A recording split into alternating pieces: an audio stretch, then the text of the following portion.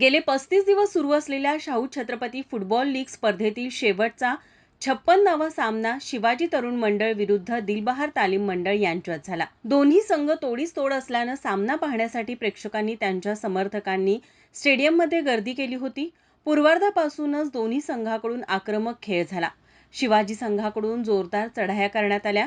शिवाजीचा करण चव्हाण बंदरे याने 7व्या मिनिटाला पेनाल्टीवर गोल नोंदवून शिवाजी संघाला 1-0 अशी आघाडी मिळवून दिली. 16व्या मिनिटाला शिवाजीच्या इंद्रजित चौगले यानं मैदानी गोल करून संघाला 2-0 अशी आघाडी मिळवून दिली.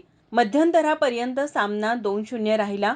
उत्तरार्धात 48व्या मिनिटाला पंचांनी शिवाजी संघाला पेनल्टी देत करण चव्हाण बंदरेने पेनल्टीवर अचूक गोल करत संघाला 3-0 अशी आघाडी मिळवून दिली.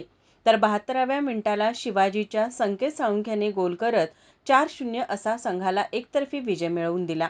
तर दिलबहारच्या संघाकडून गोलसाठी केलेले प्रयत्न कामी आले नाहीत. अखेर शिवाजी संघाने हा सामना 4-0 ने जिंकला. दरम्यान पाटाकडील तालीम मंडळ आणि शिवाजी तरुण मंडळ या दोन्ही संघाचे 17 गुण असे राहिल्याने गोल फरकाच्या जोरावर पाटाकडील तालीम मंडळानं केएसए लीग स्पर्धेवर आपले नाव कोरले.